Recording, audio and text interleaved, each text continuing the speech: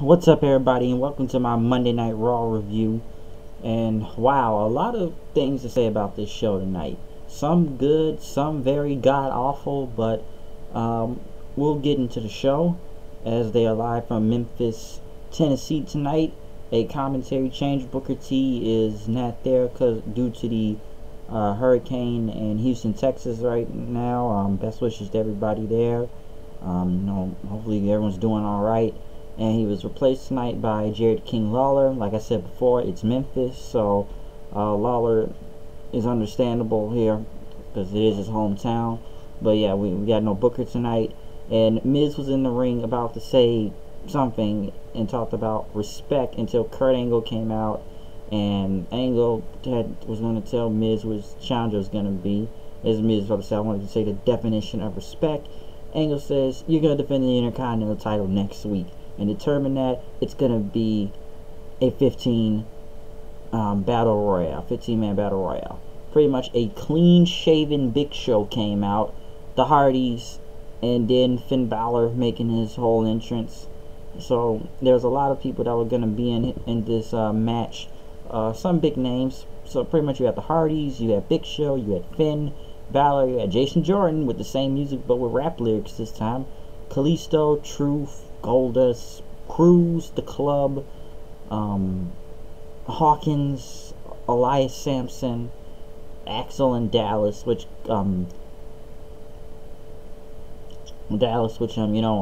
Hawkins was eliminated first after he was thrown out of there saying woo for some reason. Kalisto got thrown out by Dallas and Axel right there. Pretty much they was about to go all after Big Show. Then they tried to take out Big Show, but pretty much Big Show and the Hardys were just taking anybody out just because. Goldust got eliminated by Gallows and Anderson. Then Truth got eliminated by Axel and Dallas. Next was the Club, and they all eliminated Big Show, but with Finn Balor though, which was a little bit interesting to see as they tried to say they had history in Japan. So pretty much, if you want to say right here, the Bullet Club, just to say that, they were all about to pretty much pull a two-sweet right here, since they all teamed up together to eliminate Big Show, but they pretty much got attacked behind then. The Club pretty much was eliminated by Matt Hardy, but then Matt Hardy got eliminated by the Club. Pretty much, they threw him off the apron and pretty much to take him out. Miz got involved and punched Jeff Hardy and Balor. Next thing you know, Finn Balor was going at everybody, taking everyone out until Jeff Hardy rose up and they squared off from there. Jeff and Balor went at it, but Balor was able to dodge a sling blade and hit him with a drop kick. And next thing you know, the guy that still loses a whole bunch of matches and cuts a lot of promos that don't really mean that much, Bray Wyatt showed up. He threw Finn Balor over the rope. So this whole Finn Balor versus Bray Wyatt feud is not over still for some reason, but hey, 50-50 booking for you. You had it on SummerSlam, 50-50 booking. What is this, the rubber match now or something? Because I don't know why we're still continuing this feud. I don't get it. Why? Like, what is the point of it? But since Finn was eliminated, then he disappeared. Jason Jordan started throwing suplexes all over the place. He eliminated both Axel and Dallas, but he took out Elias then, and then Jeff Hardy took out Jason Jordan. So next week, Jeff Hardy, charismatic enigma, I can say. Anyway, you know the Hardys aren't really doing anything right now in the tag division when you look at it. So hey, I guess you gotta go to singles right now, and Jeff's gonna go for the Intercontinental Championship. So hey, I got no problem with that. With Jeff getting a title run if he wins next week against The Miz. So I don't know, they're gonna be pushing both of them as singles wrestlers again.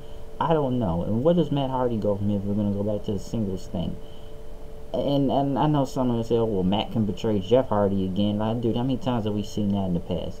And I don't know, we know it's no broken gimmick or he's woken or something or whatever dealing with them and TNA is still going with. I don't know, I don't really follow that story anymore because this really gotten old to me at this point in time and it's ridiculous. But I don't know where Matt Hardy will go from here. I just know that Jeff Hardy will be getting a Intercontinental title shot. And I kind of knew, because I knew somehow, somewhere they're gonna push Jeff Hardy towards some title.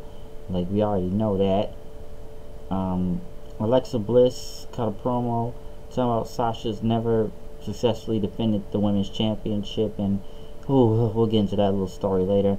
Enzo, who came out with barely any type of reaction in a way, talked about 205 and talked about Noam Dar, and he says, I can move, I can do a lot of things. I can talk about like Floyd Mayweather knocking down McGregor, which I don't know where that was gonna go, but he kind of got booed after saying that. After Floyd Mayweather TKOing McGregor on Saturday, and I guess people who either booed, either they lost money on that fight, or they were McGregor fans in general. He went against Noam Dar. He won with a eat the feet, which looked very sloppy, that you could see his foot sliding off of Noam Dar's face, so it barely even hit it all the way. And by the way, I say something about the women's tournament real quick. You don't see a lot of eat the feet, so I'm like, wow, everyone's doing Gail Kim's finisher nowadays now. So if like everyone wants to do it, and Enzo did it, and dude, I don't know where this cruiserweight thing is going. I don't know what this whole Enzo in the cruiserweight is doing. We already know the 205 Live thing's bad enough. But what's next? Is everybody in the 205 Live gonna have to job to Enzo to make him look strong? Is that where we're gonna go with this now? Because I have nothing really to say throughout this whole thing. And Neville was interviewed and talked about competition. And he says he will be champion forever, since we already moved on from Tozawa there. So yeah. Next was Brock Lesnar and Paul Heyman, which I'm surprised they didn't keep him near the main event. But Paul Heyman, he cut his promo. He praised, Braun Strowman as people chanted Suplex City. And since it was Memphis, we're not going to sing the blues about Strowman, but he monster handled Lesnar, he says. And, this was historic, pretty much. And, I want to tell the kids at home, because the monsters are real. And, Strowman is a monster, he says. And they pretty much played the footage from last week, and he talked about Strowman and said, you can only do that when you beat the beast, he says. Then you will be declared as a monster. And he pretty much said, you're not monster enough to take it from Lesnar, and we're not gonna duck you and everything. You think we're not gonna get payback? Brock Lesnar ducks no man, and he says Brock wants you. And pretty much Lesnar took the microphone from Paul Heyman's, and he said what he's trying to say is Suplex City, bitch. And then they both left. So segment was whatever. Heyman did what he could to put this whole thing over for No Mercy. Probably didn't keep the champion later in the show, and there was no Strowman in the show either. They did their promo, they did their left, yada yada yada. Kind of like usual, Brock Lesnar and Paul Heyman a lot. Cut the promo and leave. So they did their routine right there.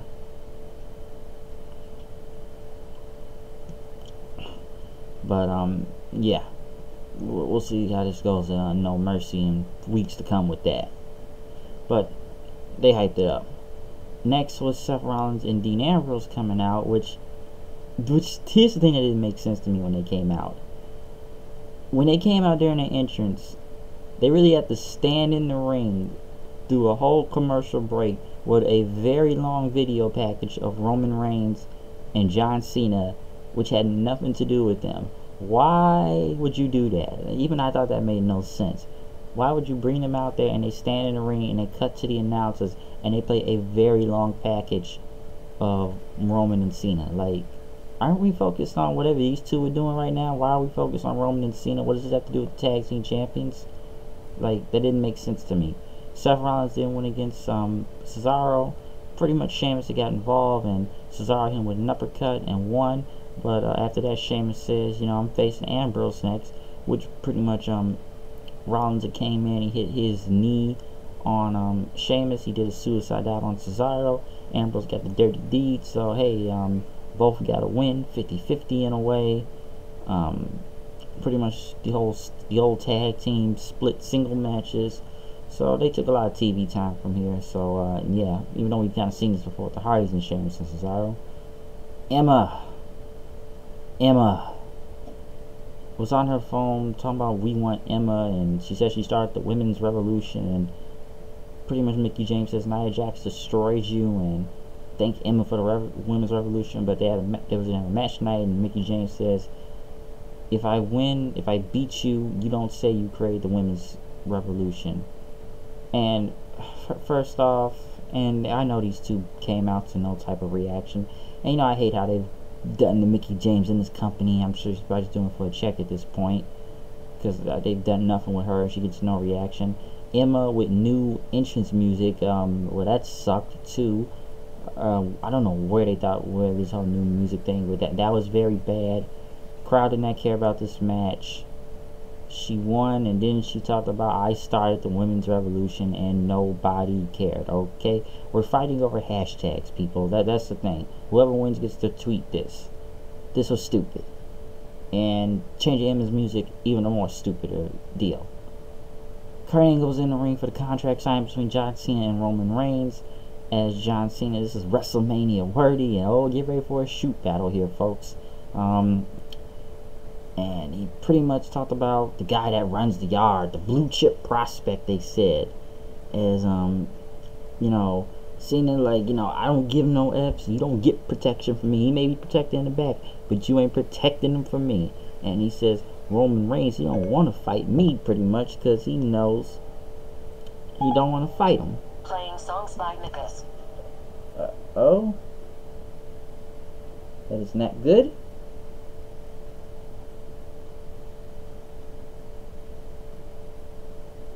My iPod went off. But yeah, moving on. He pretty much called out Roman Reigns. Reigns looked at him and he says, you know, he pretty much, and this is where Cena, you don't want to battle Cena in a mic battle. So he says, let me get this straight. You know, you wouldn't say I was booed and everything. You know, you're afraid to fight me. And he says, you know, I'm the guy that retired The Undertaker, pretty much, like usual he does. And Cena, pretty much, you know, we all know backstage you're the big dog, with everyone out here, you know, they're still trying to figure it out. And Cena says he's polarizing figure, and you know, they want me to change, have a little bit of a heel turn, pretty much. And you know, it's different from you. You know, we go back and forth with him, and pretty much John Cena called him, which is true, and this is what we've all been saying in a while about Reigns, and Cena pretty much put it out. He pretty much called him a cheap-ass, corporately created John Cena bootleg. People chanted yes, and Cena said, you ain't even a guy, you just a guy. Trying to fill the shoes you ain't gonna never fill. And this was kind of a shot at The Undertaker. We could take this in any way that you want, but then I thought this was a shot at The Undertaker in a way, but I don't know, I guess it's true too. But he says, I'm not The Undertaker. I'm not a battered veteran at the end of my career with a bad hip. Well, I was like, wow, that was a shoot. He says, I'm the fastest, strongest, and hungriest I've been ever in my life. And pretty much says, yo, you don't sign that, your little Roman Empire will disappear. And I'm sitting here, who's the face and who's the heel? And then Roman, he pretty much says, you know, trying to say, run your mouth. People boo you, and they want you to be a bad. It's not because you're a bad guy, because you suck. And Cena pretty much says, it's having this guy too, Angle, but you know, he won a gold medal, so there you go. There's another one. And then he said, second of all, and John Cena says, you know, I'll wait. Hey, I'll give you time to find it. He says, hey, it's a promo, kid, and if you want to be the big dog around here, you're gonna have to learn how to do a promo. Well, like, just buried him, and Reigns stumbled at it when he said second of all. And what was the next part of this whole thing?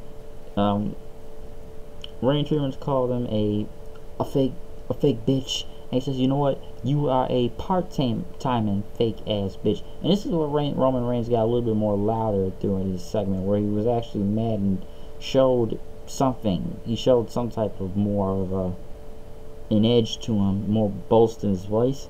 And, you know, I'm not you.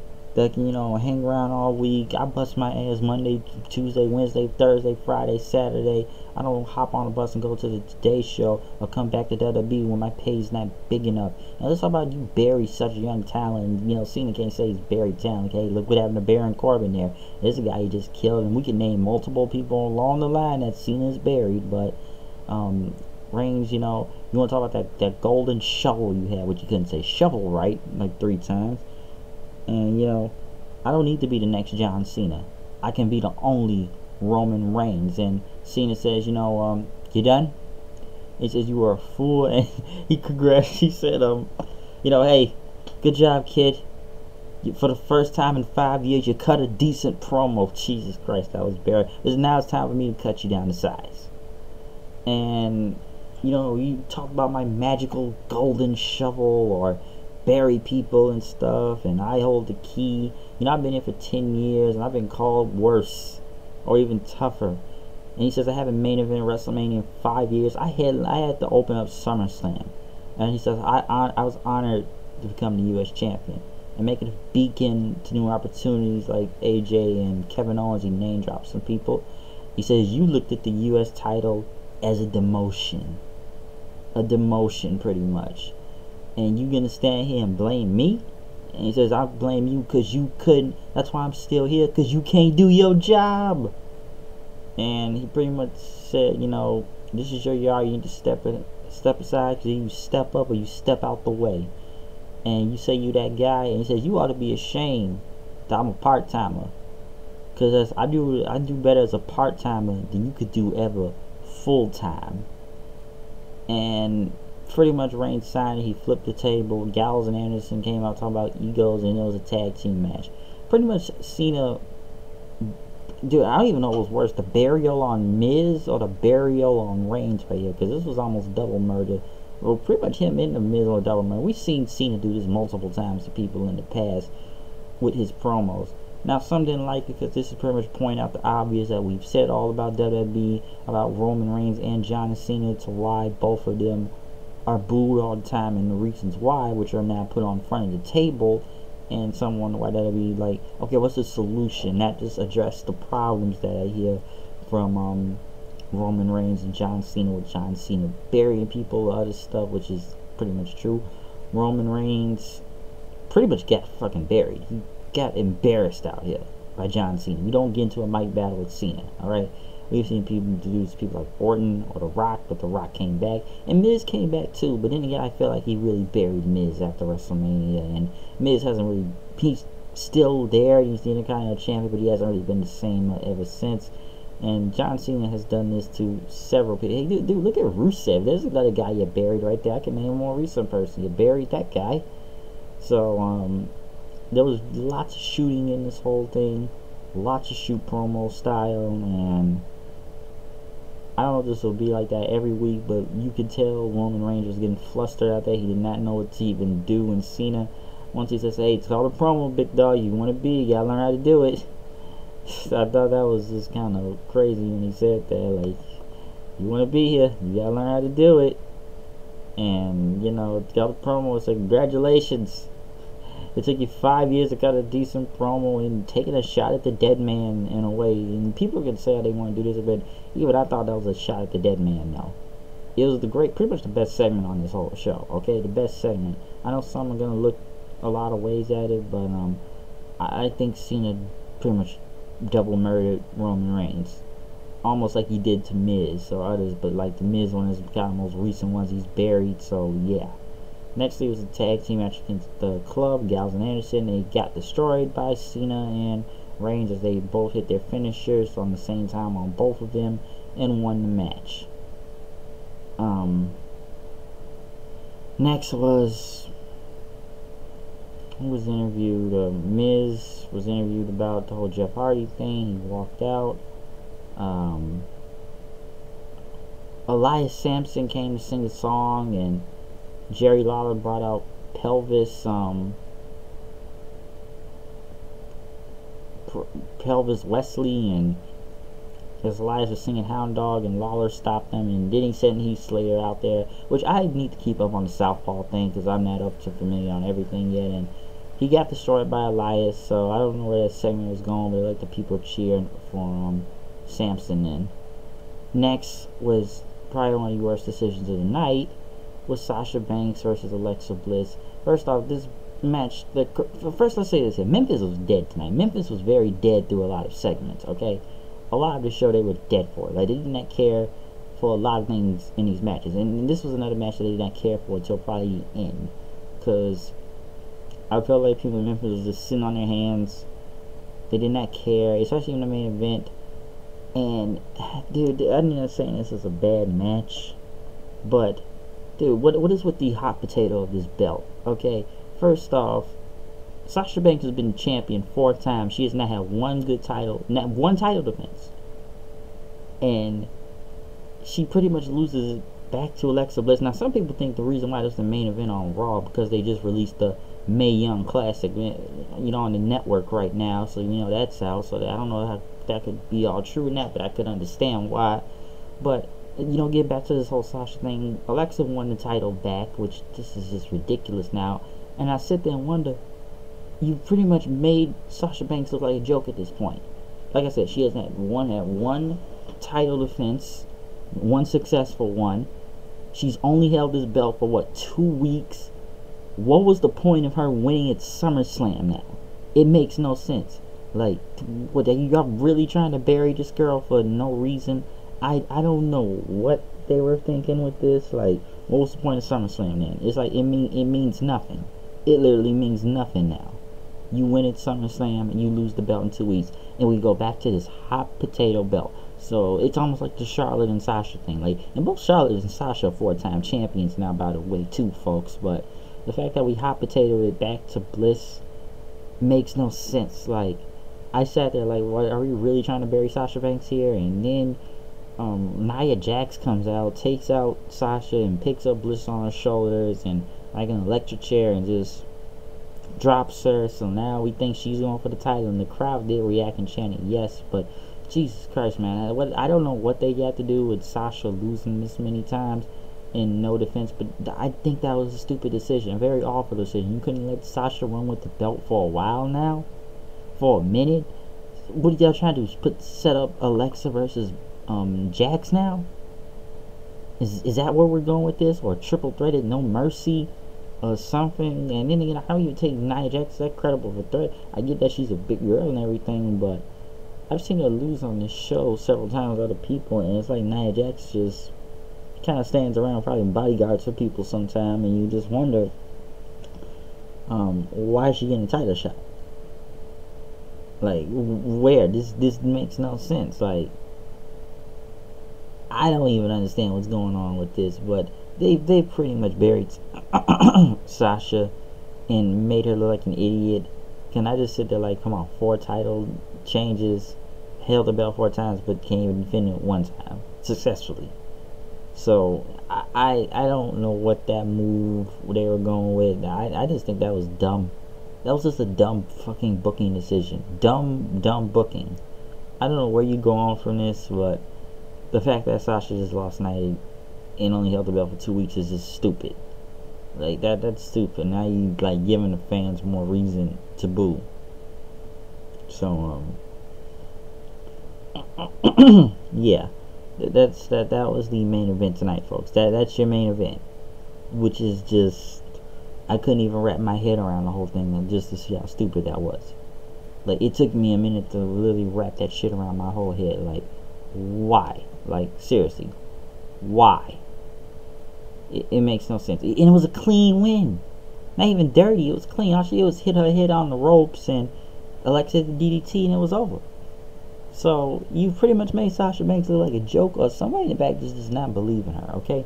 Somebody doesn't, because that was just stupid. That was really fucking stupid. But yeah, moving on. This was probably one of the worst things of the night. Was this? The best thing I think a lot of people will probably agree on is the John Cena and Roman Reigns promo. And I did enjoy the 15-man battle royale with Jeff Hardy winning the battle royale to become #1 contender for the Intercontinental Championship. So yeah, At least she is the number one he's the number one contender right now. So Monday Night Raw is Monday Night Raw. You had your promo with Brock and Paul, but most of the thing I've talked about tonight was the Cena Reigns promo, and I'll say this women's title match just because of the very bad, awful booking decision they did right here. But I am out of here. I will see you guys later. Peace.